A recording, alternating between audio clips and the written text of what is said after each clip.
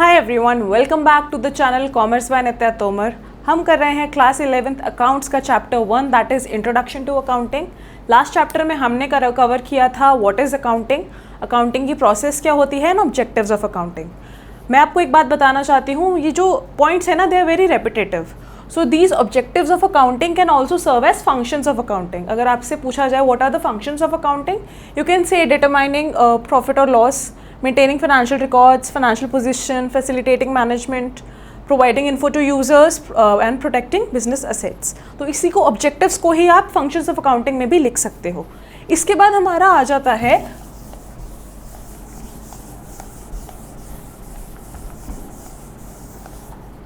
what are the advantages of accounting। क्या फ़ायदे हैं अगर हम अकाउंटिंग प्रैक्टिस करते हैं तो अपनी ऑर्गेनाइजेशन में।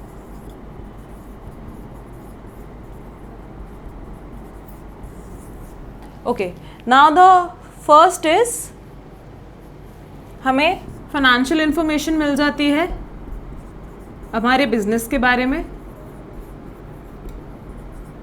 राइट। It replaces memory. ठीक, जैसे हमने शुरू में भी डिस्कस किया था लास्ट वीडियो में कि हम इतनी सारी ट्रांजैक्शंस याद तो नहीं रख सकते ना, it's humanly impossible to memorise all the transactions that are happening in your organization even for one day। so पूरे महीने का, पूरे साल का सोचो। so it replaces memory and it provides financial information about the business। it helps in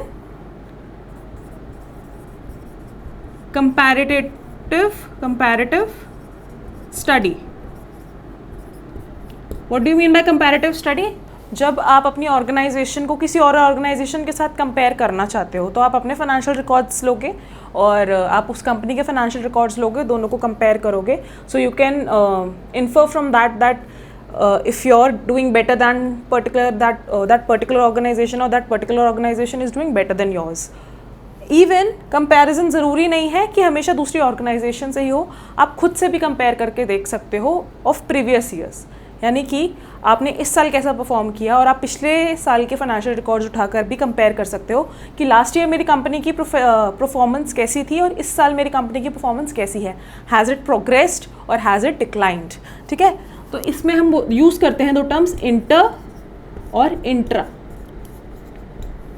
inter organisation comparison में क्या होगा, जिसमें आप अपनी कंपनी को किसी दूसरी ऑर्गेनाइजेशन या कंपनी के साथ कंपेयर कर रहे हो, और इंट्रा में क्या होगा, आप अपनी ही कंपनी को अलग अलग टाइम पीरियड्स के जो फाइनेंशियल रिकॉर्ड्स हैं उनको कंपेयर करके आप ये पता लगाना चाह रहे हो दैट योर परफॉर्मेंस और your companies performance has increased over the years, has declined over the years, या क्या कितना रेट से आपकी जो परफॉर्मेंस है वो बढ़ी भी है या नहीं बढ़ी है। ठीक है, so it helps in comparative study. Settlement of tax liabilities.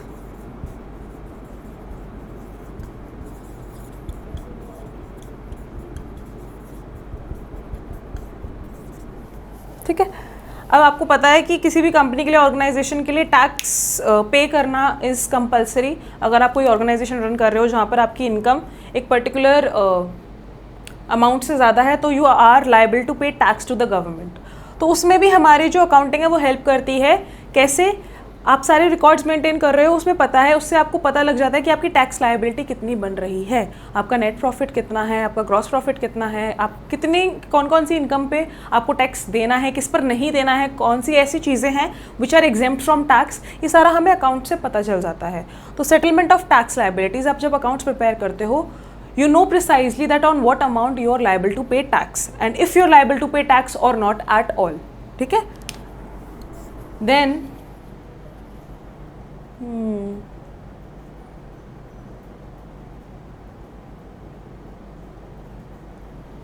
facilitating loans।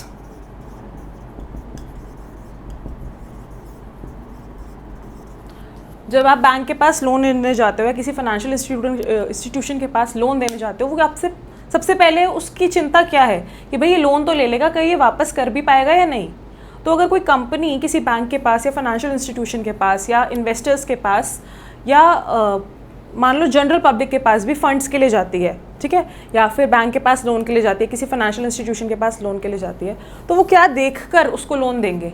वो उसके फाइनेंशियल रिकॉर्ड्स देखेंगे कि वो कैसा परफॉर्म कर रही है, क्या वो प्रॉफिट में है, क्या वो लॉस में है, क्या उसने जो प्रीवियस लोन्स दिए थे वो पे बैक कर दिए थे, या किस रेट पर उसने प्रीवियस लोन्स लिए थे। ऐसा तो नहीं है कि वो ऑलरेडी बहुत लोन लेकर बैठी हुई है जिसके उसके पास ऑलरेडी बहुत लाइबिलिटीज़ हैं।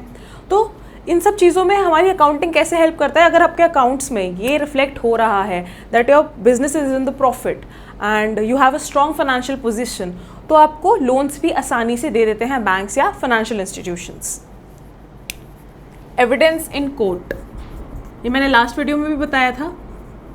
जो आपके ये अकाउंटिंग रिकॉर्ड्स होते हैं, समरीज होती हैं, डॉक्यूमेंट्स होते हैं, they serve as proof in court of law. आप इसको एज एविडेंस प्रेजेंट कर सकते हो किसी भी कोर्ट में। फॉर एग्जांपल, अगर आपने मशीन ली है और वो मशीन आकर कोई और क्लेम करने लग जाता है, तो आपके पास अकाउंट में रिकॉर्ड्स है कि आपने किस दिन पर किस अमाउंट में और किससे ये मशीन खरीदी थी, ठीक है, और उसको आप एज एविडेंस प्रेजेंट कर सकते हो कोर्ट में इन फ्रंट ऑफ अ जज। So they serve as evidence in courts. Facilitate sale of business, ठीक है। अब आपने कुछ साल बिजनेस चला लिया, अब आपको लगता है कि मुझे इस बिजनेस को बेच देना चाहिए, ठीक है, थोड़ा बहुत लॉस हो रहा है या फिर प्रॉफिट उतना नहीं हो रहा है जितना शुरुआत में हो रहा था। उस केस में भी जो भी बिजनेस आपका खरीदेगा वो क्या देखकर खरीदेगा? वो आपकी अकाउंटिंग इन्फॉर्मेशन ही देखेगा, आपके फाइनेंशियल डॉक्यूमेंट्स देखेगा, उस डेटा के हिसाब से वो आपकी कंपनी की या फिर आपकी बिजनेस की वैल्यूएशन लगाएगा कि अच्छा आपकी बिजनेस की इतनी वैल्यू है and I am ready to provide you that value for which I am gonna buy your business, ठीक है। तो जब आप बिजनेस सेल करोगे, मान लो कोई आपको कम वैल्यूएशन दे रहा है, तो आप अपने रिकॉर्ड्स दिखाकर ये बोल सकते हो कि भाई मेरे अकाउंट्स तो देख लो, मेरे फाइनेंशियल डॉक्यूमेंट्स तो देख लो, मैं इतना प्रॉफिट तो अभी भी कमा रहा हूँ, my valuation is much higher than what you are telling me it is, right. Shark Tank में आपने देखा होगा, if any of you watches Shark Tank, उसमें वो वैल्यूएशन ही करते हैं ना कंपनी की, और वो किस बेसिस पे करते हैं? On the basis of the information that the picture is providing, कि मेरे लास्ट इतने सेल्स हुए थे, मैंने इतना प्रॉफिट कमाया था, मैंने ये किया था, वो किया था, उस बेसिस पे आपकी बिजनेस की वैल्यूएशन लगती है, ठीक है। So accounting also helps in sale of business.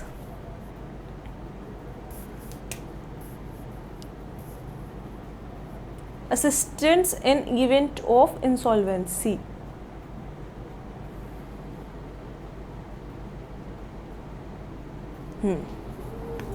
assists in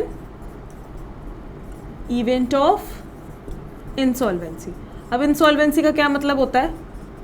insolvency का मतलब होता है जी, अब आप इस लायक नहीं हो कि आप अपने सारे उधार चुका पाओ, आप बैंकरप्ट हो चुके हो, योर एन इंसॉल्वेंट पोजीशन, आपके पास इतना कैश या इतने एसेट्स हैं ही नहीं कि आपने जितनी उधारी ली है आप वो वापस कर पाओ, that is called being insolvent. अब अकाउंटिंग कैसे हेल्प करेगी आपको इंसॉल्वेंसी की पोजीशन में? अगर मान लो आपके अकाउंट से ये दिखता है कि कौन कौन सी ट्रांजैक्शंस ऐसी हुई हैं जिस वजह से ये इंसान इंसॉल्वेंट हो चुका है, बैंकरप्ट हो चुका है। जब कोई इंसान इंसॉल्वेंट या बैंकरप्ट हो जाता है तो फिर वो अपनी जो लायबिलिटीज़ है ना, जितना पैसा उसके पास बचा है उसके प्रपोर्शन में पे करता है। लेकिन अगर आपके अकाउंट्स आपने मेंटेन नहीं करे तो सब लोग आपके सर पे आगे खड़े हो जाएंगे, भाई मेरा तो इतना पैसा है, मैं इतना ही लूँगा। या कोई भी क्रेडिटर है जिससे आपने उधार लिया है, अगर उसने 10 लाख का आपको उधार दिया है तो वो आपसे 10 लाख ही मांगेगा। लेकिन इंसॉल्वेंसी के केस में जब आप जाते हो तो लीगली आप क्या बाउंड हो देने के सबको, जितना पैसा है, जितने एसेट्स आपके पास हैं, उस टोटल एसेट में जितनी भी आपकी लाइबिलिटीज़ हैं उसका प्रोपोर्शनेट बेसिस पे आप डिस्ट्रीब्यूट करोगे अमाउंट। फॉर एग्जांपल, जिस क्रेडिटर ने मुझे 10 लाख रुपए दिए थे, मेरे पास टोटल मान लो 1 करोड़ का लोन है। अब 10 लाख रुपए एक जने के हैं तो यानी वो कितना हो गया? 10 लाख रुपए 10% हो गया, राइट। 1 करोड़ का 10% हो गया 10 लाख। तो मेरी पूरी लाइबिलिटीज़ 1 करोड़ की हैं, एक जने की लाइबिलिटी 10 लाख की है। मेरे पास अब 10% यानी 10% लाइबिलिटी है, पूरी लाइबिलिटी में से 10% लाइबिलिटी उस particular creditor let's say Nita की है, ठीक है। अब मेरे पास बचा कितना पैसा है? मान लो मेरे पास 1 लाख रुपए ही बचा है, ठीक है। इंसॉल्वेंट हो चुकी हूँ मैं, मेरे पास और पैसे हैं नहीं, मेरे पास 1 लाख रुपए ही है। तो मैं उस 1 लाख का 10% यानी 10,000 रुपये नीता को दूंगी, ठीक है।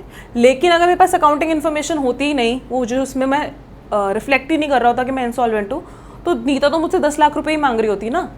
लेकिन लीगली बाय लॉ अगर आप इंसॉल्वेंट हो चुके हो तो जितना भी आपका असेट और पैसा आपके पास बचा है उसमें से प्रोपोर्शनेट बेसिस पर आप अपनी लायबिलिटीज को पे ऑफ करते हो।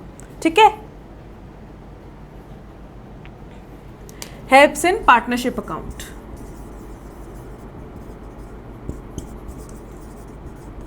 पार्टनरशिप में क्या होता है, दो या दो से ज़्यादा लोग कह रही हूँ, पार्टनरशिप में क्या होता है, दो या दो से ज़्यादा लोग इन्वॉल्व होते हैं। कई बार नए पार्टनर ऐड हो जाते हैं, कुछ चले जाते हैं, रिटायर हो जाते हैं, या किसी की डेथ भी हो जाती है। उस केस में अकाउंटिंग कैसे काम आती है, अब मान लो कोई रिटायर होकर जा रहा है तो अकाउंटिंग से मुझे ये पता चल जाएगा जी मेरे पूरे बिजनेस की वैल्यू इतनी वर्थ है, उसमें वो इतनी कैपिटल लाया था, इतना उसके बाद गुडविल आई है, इतने उसके बाद असेट या हमारी जो भी प्रॉफिट हुआ है वो इतना हुआ है। अब अकाउंट्स के बेसिस पे जब वो रिटायर होकर जा रहा है तो वो कितना हिस्सा लेकर जाएगा। अब मान लो वो 1/3 कैपिटल ही लाया था, 1/3 ही गुडविल बढ़ी है, 1/3 ही प्रॉफिट है, तो वो 1/3 लेके जाएगा ना। मान लो 2 पार्टनर्स हैं, लेकिन अगर अकाउंटिंग है ही नहीं तो वो तो कहेगा जी मुझे आधा दे दो, 2 लोग हैं हम, मैं जा रहा हूँ, मुझे आधा बिजनेस चाहिए। पर तुम्हारी कैपिटल, तुम्हारी वजह से जो गुडविल आई है या तुम्हारी वजह से जो भी सेल्स में इंक्रीज हुआ है वो प्रोपोर्शनेट बेसिस पे अगर देखा जाए तो दैट इज़ 1/3।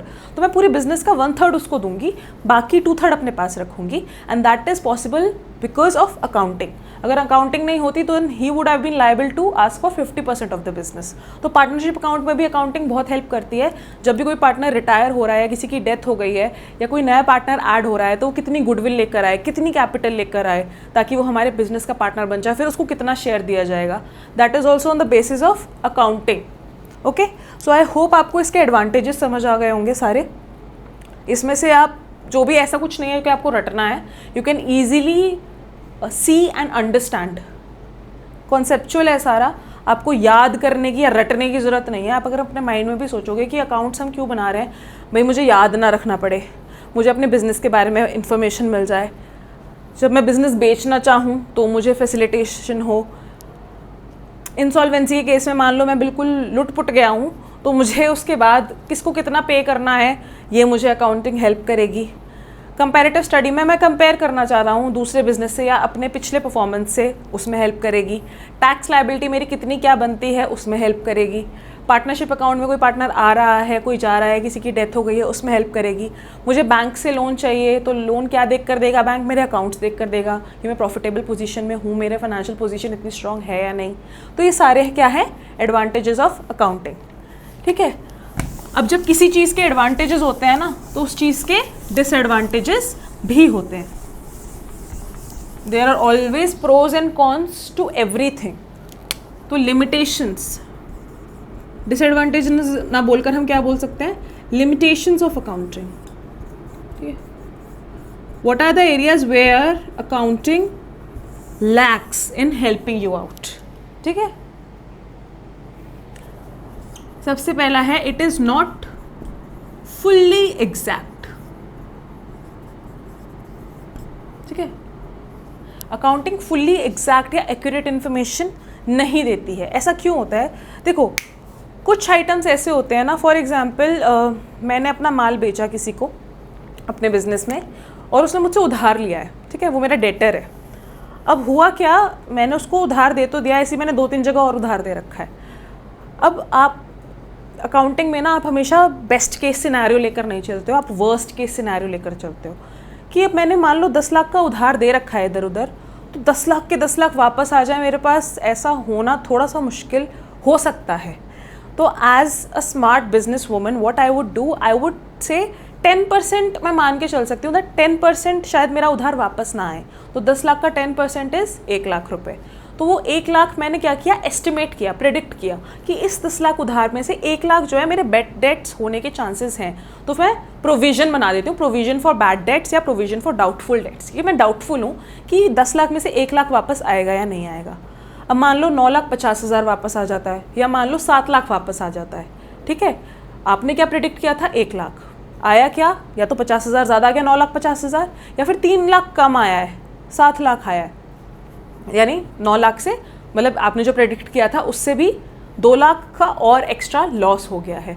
तो आप एग्जैक्टली कभी भी कुछ नहीं कर सकते, क्योंकि अकाउंट्स बनाते समय आपको थोड़ा फ्यूचर का भी प्रेडिक्ट करना पड़ता है या एस्टिमेट करना पड़ता है। तो accounting is not fully exact या पूरी तरह एक्यूरेट नहीं हो सकती, it is based on estimates also. Then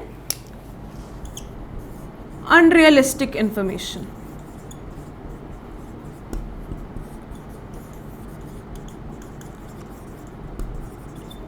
unrealistic information. अब मान लो मैंने आज कोई मशीन खरीदती हूँ मैं, आज मैंने वो खरीदी है 1 लाख की, ठीक है।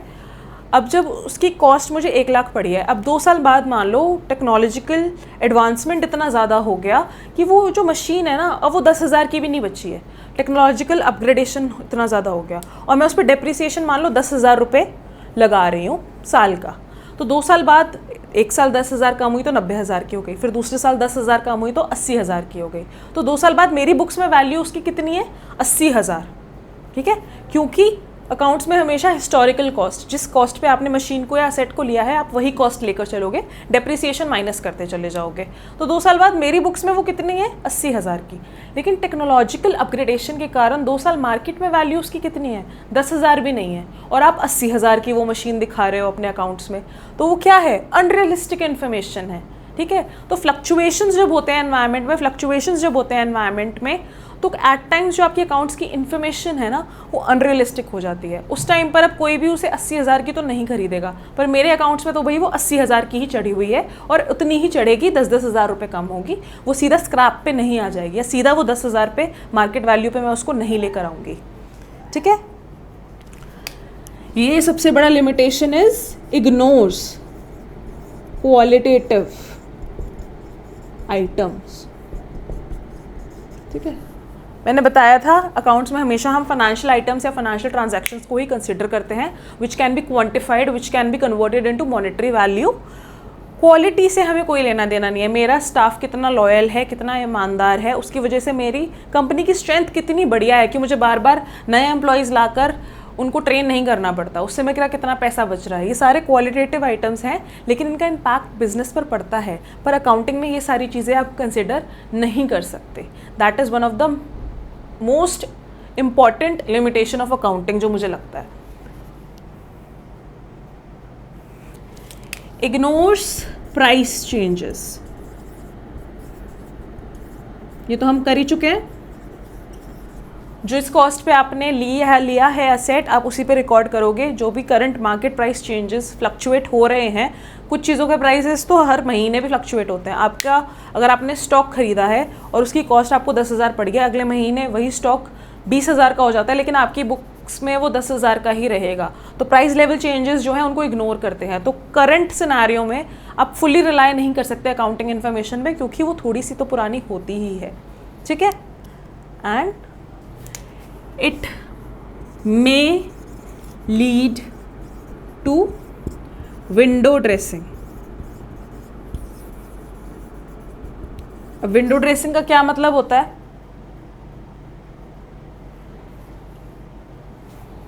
ठीक है, विंडो ड्रेसिंग का क्या मतलब होता है? आप अपनी विंडो से कुछ और दिखा रहे हो और अंदर कुछ और है, ठीक है। That is known as window dressing. मतलब आप मैनिपुलेट कर रहे हो, ठीक है। जो आइटम जितना अमाउंट उसमें आना चाहिए, आप उसे ओवर एस्टिमेट कर रहे हो या अंडर एस्टिमेट कर रहे हो अपने अकाउंटिंग रिकॉर्ड्स में। वाई?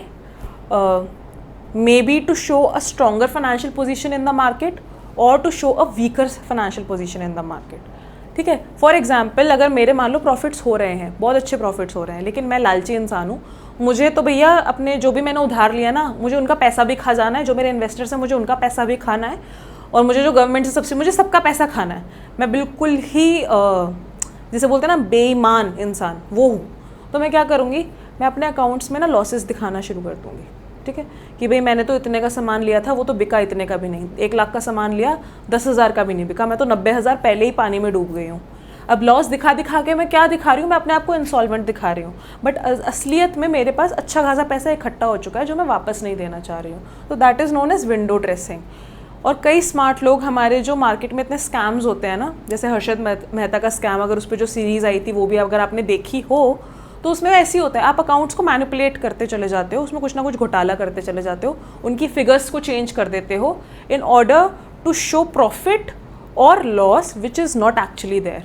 कई बार आपको लोन लेना होता है अगर बैंक से, लेकिन आपको पता है आपका बिजनेस लॉस में जा रहा है, लेकिन आप क्या करोगे, आप अपने अकाउंट्स में प्रॉफिट दिखाओगे, अपनी बैलेंस शीट में अपनी फाइनेंशियल पोजीशन इतनी स्ट्रांग दिखाओगे कि बैंक आपको लोन दे देगा, पर असलियत में आप लॉस में जा रहे हो, है ना। What are you doing, you are doing window dressing. आप मैनिपुलेट कर रहे हो अकाउंटिंग रिकॉर्ड्स को to your own favour and you are cheating the stake holders, be it share holders या एम्प्लॉयज़ हैं, मैनेजमेंट है, सबको आप चीट कर रहे हो। ऐसे मैनेजमेंट तो नहीं होगा क्योंकि यूजुअली मैनेजमेंट इन्वॉल्व रहती है विंडो ड्रेसिंग में, पर आप गवर्नमेंट को, कस्टमर्स को, सोसाइटी को चीट कर रहे हो। So window dressing is what, manipulating accounting records, ठीक है, for your own benefit is known as window dressing. So these are the limitations of accounting. I hope आपको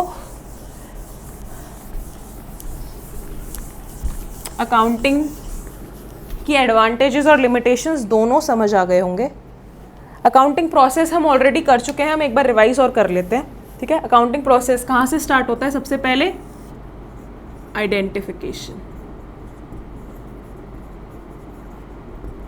ठीक है, सबसे पहले identification of financial transactions. Financial transactions are जिनको आप convert कर सकते हो मॉनेटरी टर्म्स में, ठीक है। देन दूसरे में क्या होगा आपका, मेजरमेंट, मॉनेटरी टर्म्स में कितना। देन थर्ड होगा आपका रिकॉर्डिंग। पहले आइडेंटिफाई कर लिया फाइनेंशियल ट्रांजैक्शंस को, आइडेंटिफाई करने के बाद मेजर कर लिया कि कितनी वैल्यू है उनकी मॉनेटरी टर्म्स में, 10 लाख, 20 लाख, 1 करोड़ जो भी है। उसके बाद रिकॉर्ड करा, कहाँ रिकॉर्ड करते हैं हम, बुक ऑफ ओरिजिनल एंट्री, जिसको हम क्या बोलते हैं, जर्नल, ठीक है। और इस जर्नल के अंदर ना हमारी बहुत सारी बुक्स आती है, जैसे cash book, purchase book, sales book, purchase return, sales return and so forth, ठीक है। रिकॉर्ड करने के बाद आप क्या करोगे, क्लासिफाई। क्लासिफाई किस में करते हैं हम, लेजर में, ठीक है।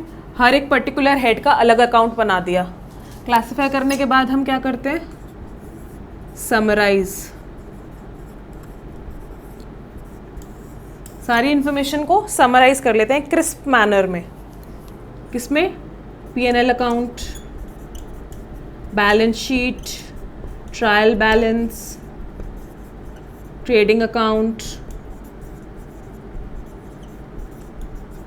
उसके बाद हम क्या करते हैं, एनालाइज एंड इंटरप्रेट।